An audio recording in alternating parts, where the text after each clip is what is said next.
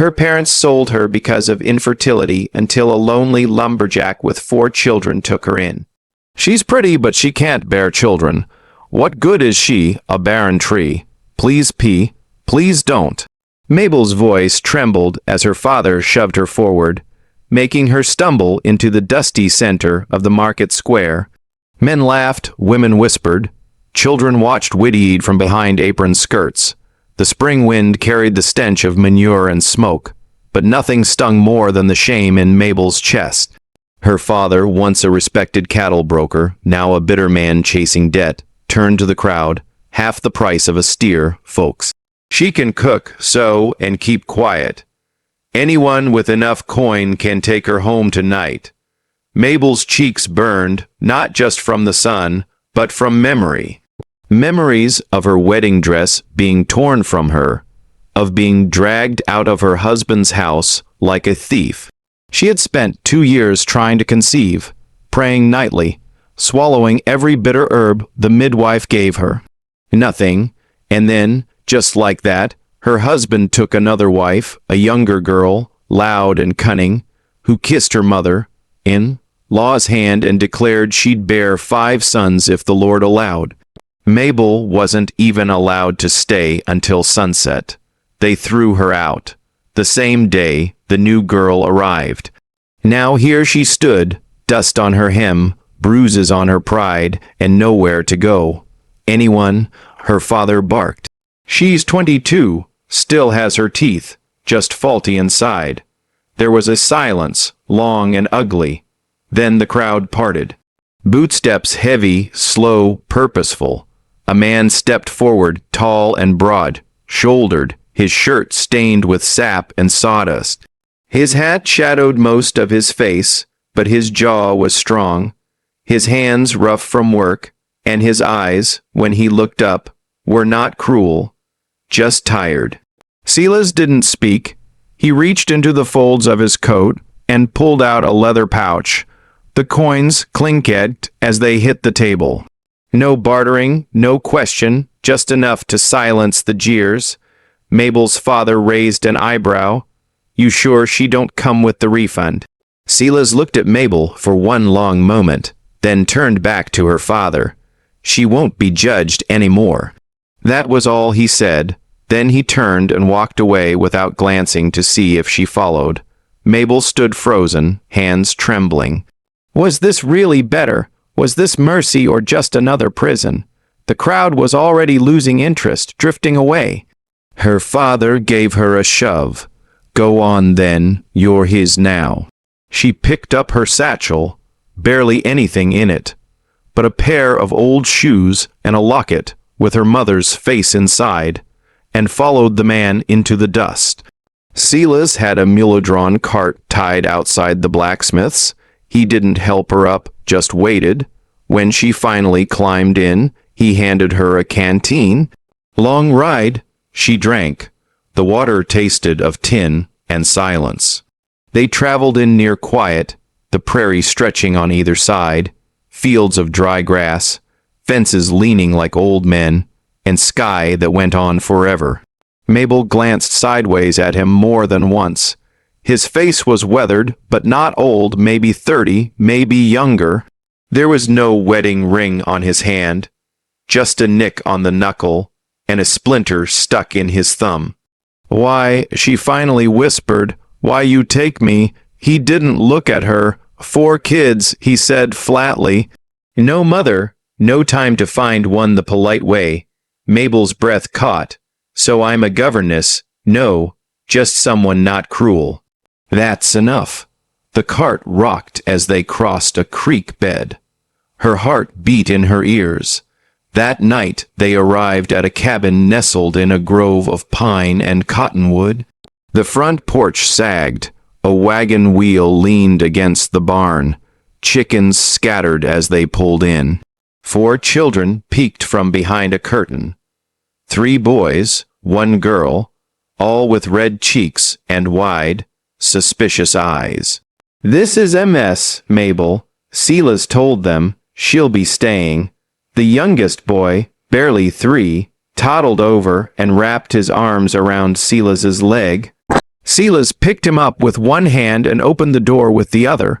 "Room upstairs," he said to Mabel. "Warm water's in the bucket." She climbed the stairs, her legs shaking. The bed was small but clean. A single window overlooked the field. She sat on the edge and wept soft and without sound. She had not chosen this. But for the first time in weeks, no one asked her why she was broken, and no one demanded she be anything else.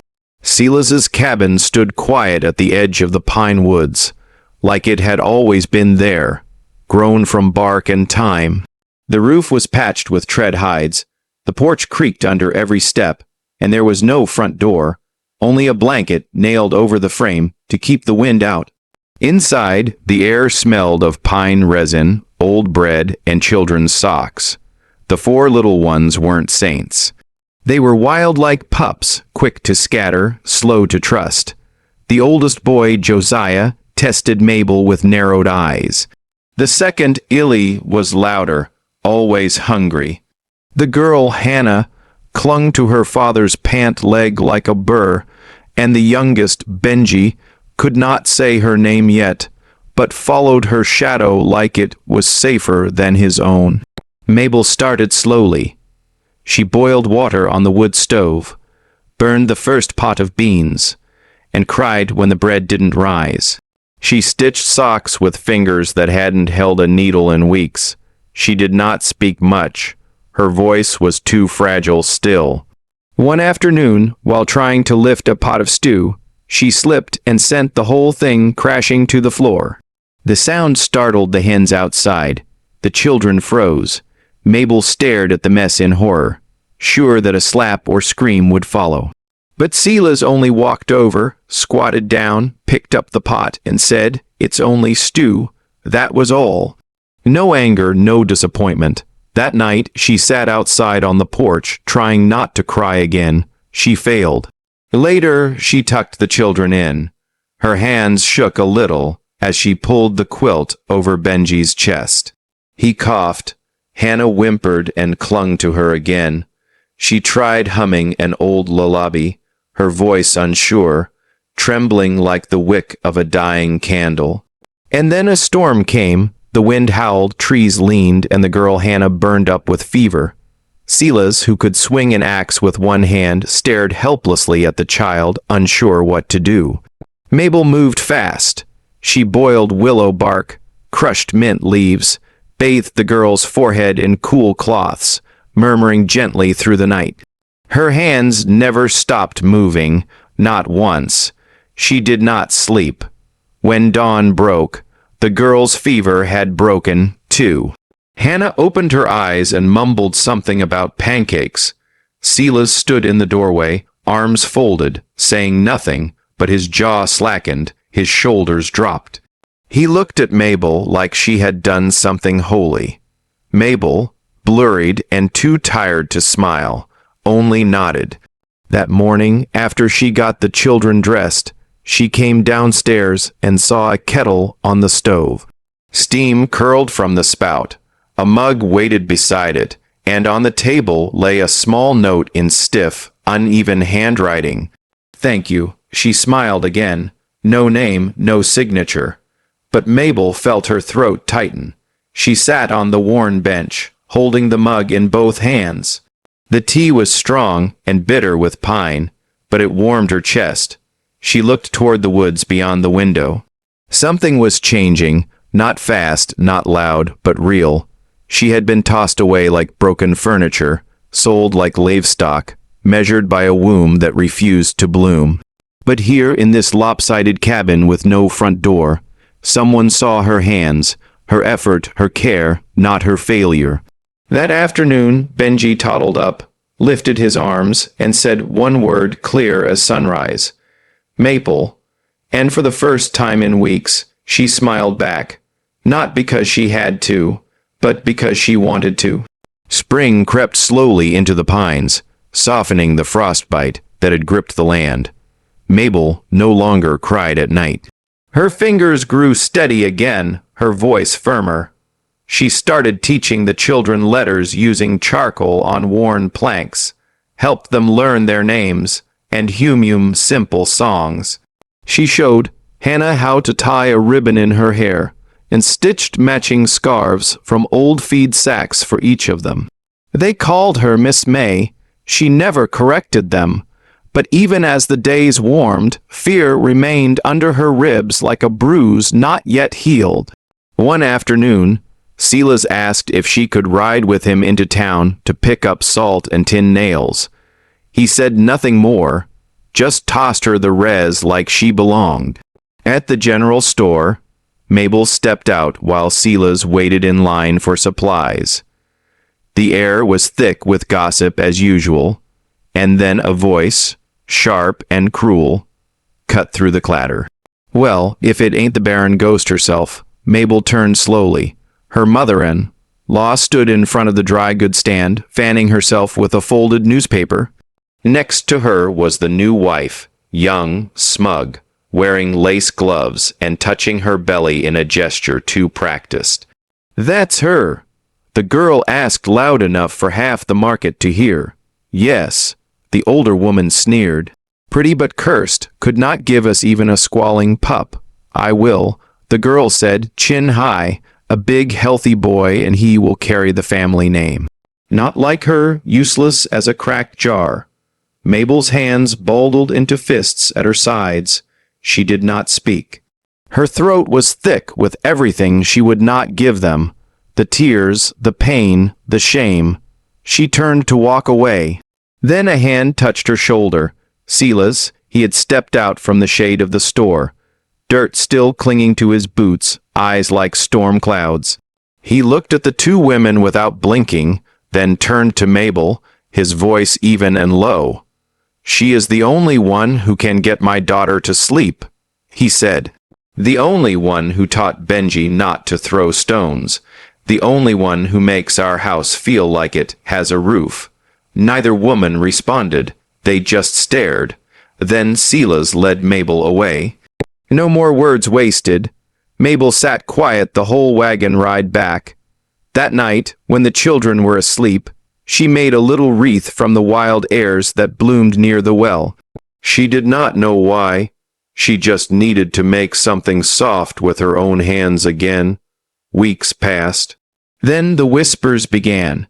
The new wife, so proud and fertile, still had no child.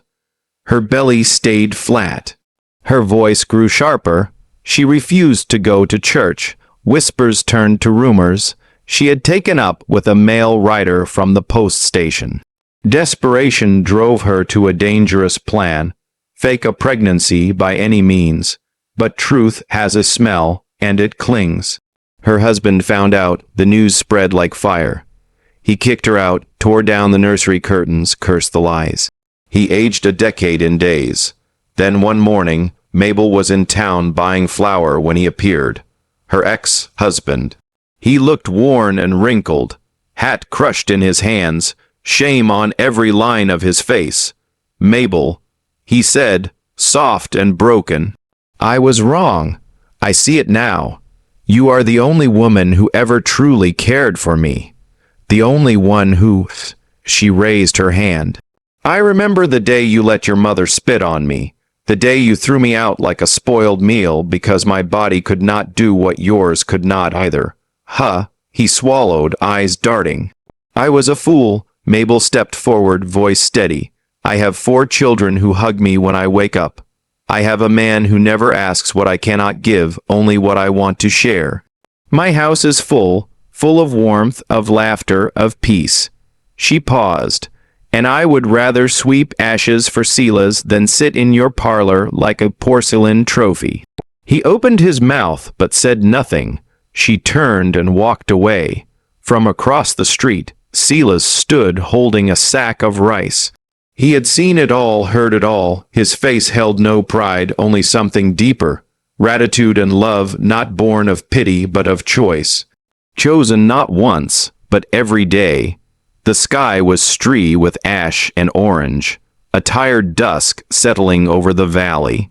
When Mabel stepped out to the well, she had forgotten to fetch water for the morning. The children were asleep. The night was quiet. She did not notice the man at first. Jed, the trapper from down the ridge, half drunk as usual, leaning on the fence post that bordered their property. "Well, look who it is," he slurred. "The pretty little mule Silas dragged home from the market. Thought you were barren, but heard you've been raising kids just fine." Mabel stiffened. "It is late, Jed. You should head home," he chuckled. "Just wanted a look. Silas keeps you locked up tighter than a coin purse." She turned to leave, but he moved fast, too fast. His hand closed around her wrist, rough, unwashed, the grip tighter than necessary. "Come on now," he breathed, reeking of sweat and whiskey. "You owe us all a little smile after all that gossip." Before she could scream, before she could wrench free, a shadow moved like thunder from the barn. Silas. He was there in an instant. No words, no warning. One punch, clean, fast, straight to Jed's jaw. The man crumpled like wet canvas to the dirt. For a moment all was still, even the wind seemed to stop. Silas stood over him, chest heaving, blood trickled from his knuckles. Mabel stared, heart pounding, but not from fear. She had never seen Silas raise his voice, let alone his hand. Jed groaned on the ground, but Silas did not look at him. He turned to Mabel instead, eyes dark and wild. "You all right?" he asked, voice low. She nodded, but her eyes were glassy. Her hands trembled. "I'm sorry," she whispered, though she was not sure why. Silas stepped closer, untying the red kerchief from his neck. Gently he reached for her hand, the one Jed had grabbed, and wrapped the cloth around her wrist. "No one touches you," he said, "not unless I say." His voice was not angry, just firm, final. Then he looked at his own hand, bruised, bleeding, and shook his head. "Damn fool," he muttered, more to himself than her. Back inside, Mabel washed his knuckles. She used boiled water and a clean scrap of muslin. The room was silent, but full of tension of something unnamed. "You did not have to," she said quietly. He would have left. Silas looked at her, eyes softening. "He should not have grabbed you." She dabbed at the blood. "Still, you do not even like fighting. I like less seeing someone hurt you." She blinked hard, breath-catching. "I cried," she admitted, "but not because I was scared, because no one's ever stood up for me like that." He said nothing, just looked at her like she was something delicate, but not breakable, something worth defending. When she finished, she sat back. He flexed his fingers. "Thank you," she said. Silas shrugged. "I reckon I do not want a world where folks like him think they can talk to you that way." She smiled, small and grateful. Her wrist still ached, but her heart, for the first time in years, felt held. Outside, the stars were sharp and bright. Inside, a man who never raised his voice had finally raised his hand for her. And she, a woman always told she was too little to matter, had been shielded like something precious. It was not love yet, but it was the shape love might take. It was a morning lined with frost, the kind that clung to fence posts and left breath visible. Mabel was kneading dough in the kitchen when the scream rang out across the yard, sharp, high, and unmistakably one of the children. She dropped the bowl, flour flying into the air like snow, and ran barefoot across the packed dirt. Silas's youngest son, Caleb, was crumpled near the wood pile. His leg was twisted awkwardly beneath him, the axe lying nearby, its edge streaked with red. "Oh God," she whispered, dropping to her knees. Silas was already there, his face tight, arms steady as he lifted the boy gently. "Go boil water," he said, voice calm but urgent. "Bring the bandages from the pantry." She ran, her heart hammering, her hands clumsy with haste. When she returned, Silas had laid the boy on the kitchen table, his pants cut open at the thigh. Blood welled from a long, ragged gash. Mabel's hands shook as she pressed the cloth to the wound. Caleb cried out, his face pale. "I know, baby," she whispered, voice cracking. "I know it hurts." Just hold on." Her tears dripped onto the boy's leg as she worked. Her fingers smeared red as she cleaned, wrapped, tied. She prayed with every knot, every whisper. Then a tiny voice clenched teeth. "Don't cry, Mama." She froze. The word lingered in the warm, damp air. "Mama." Caleb blinked at her, lips trembling. "You make the best biscuits. You sing soft like my real mama used to." Mabel cupped his cheek with a trembling hand, the tears falling freely now. Later, when the boy was resting, his leg elevated, the other children gathered near the fire. One brought her a blanket. Another offered her a carved toy horse. "Papa said, 'You're staying,'" said the middle child, a freckled girl with a serious brow. "Does that mean you're our mama now?" Mabel could not speak. She only nodded, and they did not need more. From that night on, they called her Mama without prompting. It was not loud, not ceremonious, just real. A name formed by love. Not birth. Silas watched it all in silence. He saw the way she held their hands when they were afraid of the dark. The way she braided hair with care. The way her eyes softened when one of them whispered her name. That night, after the house had gone still, Silas stepped out onto the porch where she sat alone under the stars. He stood there a long time before speaking. "I ain't ever been a good talker, you know that." She looked up. "You say enough." He nodded.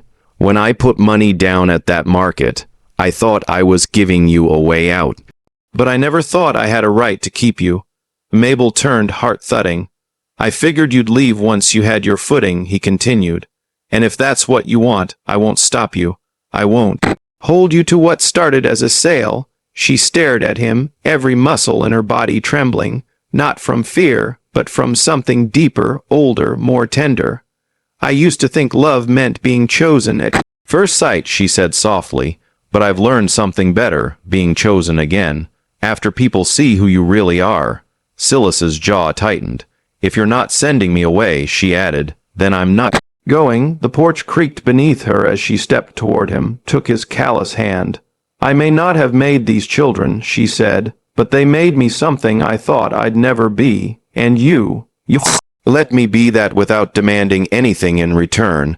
He looked at her then, not with desire, not with guilt, but with awe, like she was the one who had rescued him. "I just wanted you safe," he said. "And now I want more than safe," she replied. He pulled her gently into his arms, not as a man claiming a prize, but as a man who had been given a second chance, and was wise enough to hold it gently. Inside, the fire crackled low. Outside, frost crept across the ground, but in between them, warmth grew. A quiet promise built not on blood, but on belonging. The morning sun filtered through the pine trees, golden and soft, as Mabel walked hand in hand with the oldest of Silas's children, down the dirt path that led to the one-room schoolhouse. His hand was small but firm, and hers warm with trust. He was 10, brightened with a defiant smirk that often made her want to both scold and kiss his forehead. Today, though he was quiet, maybe nervous, he clutched his reader book like it was. Life Raft. When they reached the little building, the teacher, a tall, lean man with spectacles too large for his nose, welcomed them inside. "We're just catching up on paperwork," he said politely.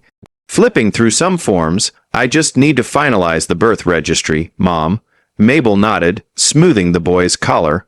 "What's your full name, son?" the teacher asked. The boy straightened. "Thomas Jennings. And your mother's name?" There was a pause. The teacher's pen hovered. Mabel's breath caught. Thomas looked up at her, then back at the teacher, his voice clear and sure. "Mabel Silas." She blinked. Her heart felt like it had been caught mid-beat. "Is that your mother's married name?" the teacher asked, slightly confused. Thomas nodded with a seriousness too old for his age. "That's what we call her." The teacher, perhaps used to complexities in frontier families, simply wrote it down and smiled. "Very well, Mabel. Silas it is." Mabel felt the sting behind her eyes long after they stepped back outside. She had worn many names in her life. Mabel Barnes, daughter of a man who sold her; Mabel Jennings, wife to a man who rejected her womb before her heart; Mabel Nothing, whispered behind her back in the market. But this This name had not been given by law or man. It had been spoken by a child with no reason to lie, no need to flatter, just truth. When they returned to the cabin, the smell of smoke and pine welcomed them. Silas was at the table carving something small, a bird maybe. He looked up at her with a soft grunt. The boy do all right. He did more than all right, she whispered. Later that evening, as she folded laundry by the fireplace, Silas came over and set something beside her. It was a leather-bound notebook, its pages clean and untouched. He sat down beside her, hands resting on his knees. "I don't got much to offer that ain't covered in sap or dirt," he said slowly, "but I figure if anyone earned a fresh page, it's you." She opened the book, ran her fingers over the first page. Blank, ready. "I used to dream of starting over," she said. "But I never thought I'd get to write the story myself." Silas nodded. "You write what you want or nothing. It's yours." She looked at him. "Will you read it? Only if you let me." She turned back to the page, held the pen like it was a promise, and slowly, with deliberate strokes, she wrote, "Today is the first day I was loved without having to give birth to anyone." She did not look up as she wrote it. She did not need to, because the warmth at her side, the quiet trust in the cabin, the way Thomas had said her name, all of it was real. When she finished, Silas gently took the pen from her fingers and set it down. He leaned forward, pressing his forehead softly against hers. "Thank you," he murmured. "For what?" "For staying long enough for us to love you, right?" And in that quiet, fire-warmed room, the woman once sold for less than a cow was reborn, not through law or marriage, but through something deeper, something true. The heat settled over the land like a curse. Rain had not touched the soil in over 7 weeks. The once green edges of Cross Hollow were now brittle and cracked, as if the ground itself had forgotten how to breathe. Trees leaned in silence. The creek behind the house, once lively with frogs and laughter, had thinned to a muddy trickle. Crops withered under the relentless sun. The corn died first, then the beans. Silas did not say much, but his shoulders carried more weight with each passing day. He worked longer, ate less, and came home with dirt in his hair and defeat in his eyes. Mabel watched the children count potatoes like marbles. She heard their stomachs growl at night, though none complained. Even the youngest had learned to be brave when there was nothing left to cry over. But Mabel would not accept silence, not now. She woke before dawn and filled every bucket, pot, and wash basin with water from the deepest well.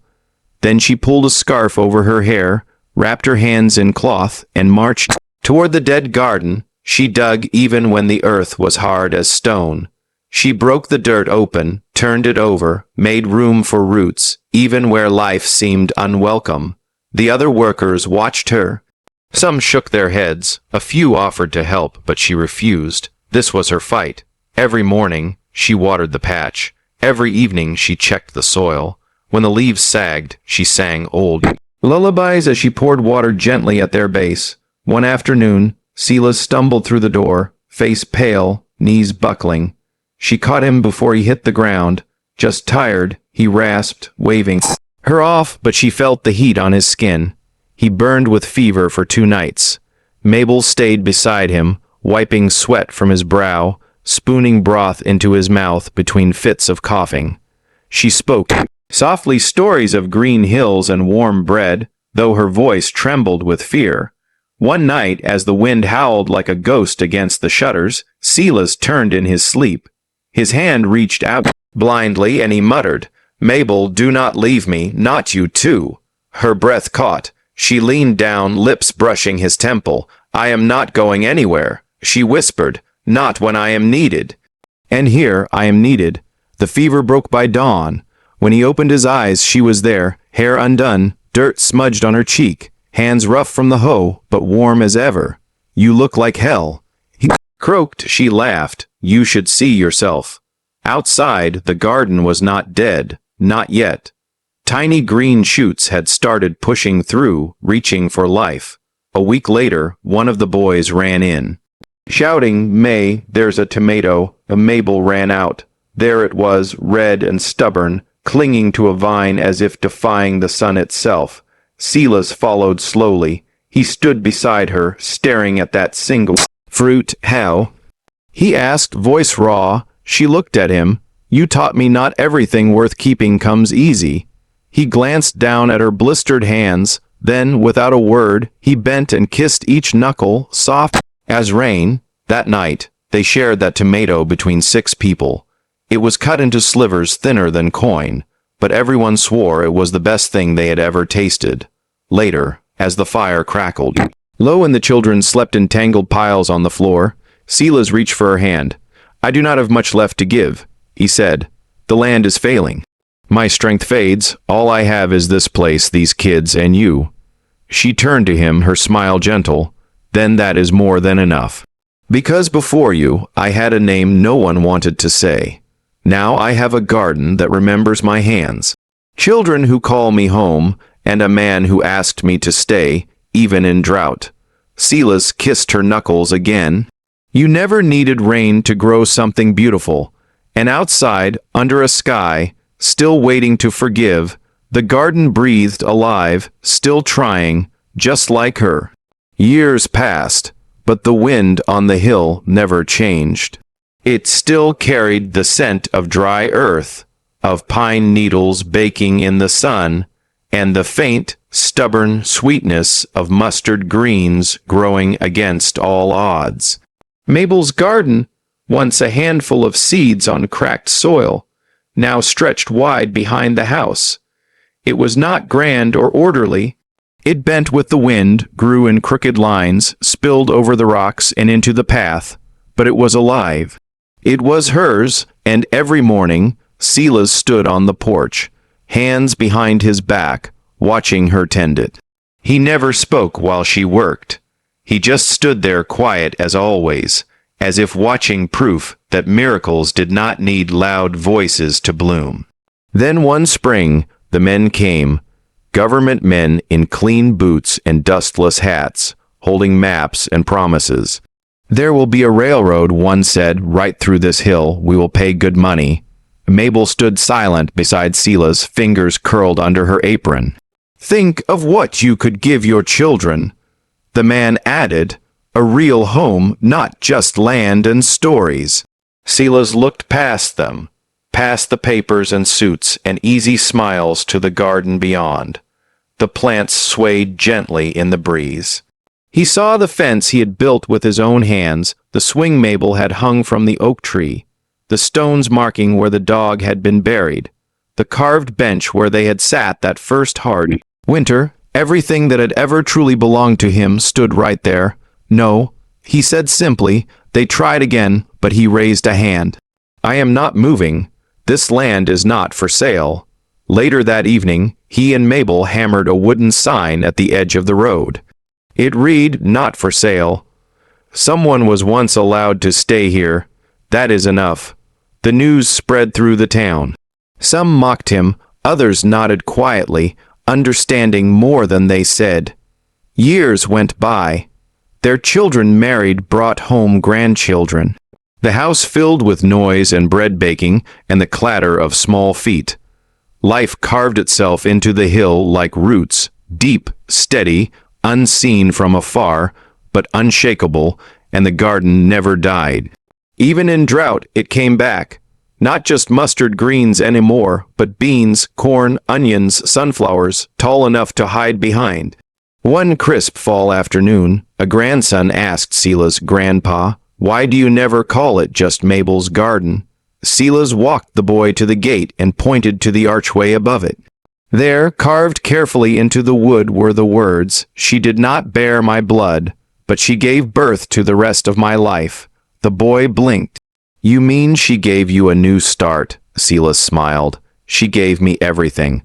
When Mabel passed, they buried her at the foot of the garden under the same tree where she had once hung wind chimes. On the stone, Silas etched one line by hand. Here grew everything she was never given, and all that she gave anyway. He sat beside that grave every morning until one day he did not come out. They buried him beside her beneath the whispering tree. The garden never stopped growing.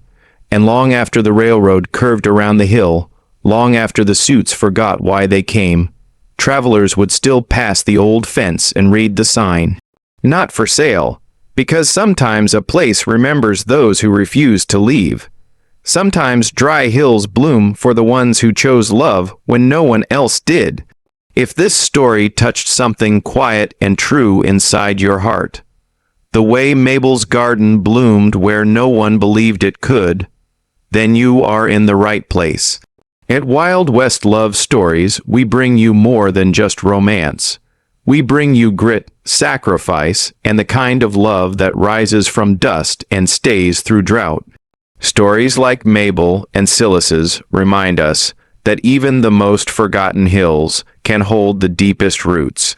If you want more tales of devotion, defiance, and hard-earned hope, make sure to like, subscribe, and ring that bell so you never miss a single ride into the untamed heart of the American frontier. Because out here, love is never easy, but it is always worth it.